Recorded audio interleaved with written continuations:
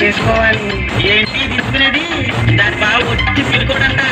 ఇదిగో మళ్ళీ నీ బావ సంగతి నాకు ఎందుకు, ఆ బావ సంగతి ఏంటో చెప్పు.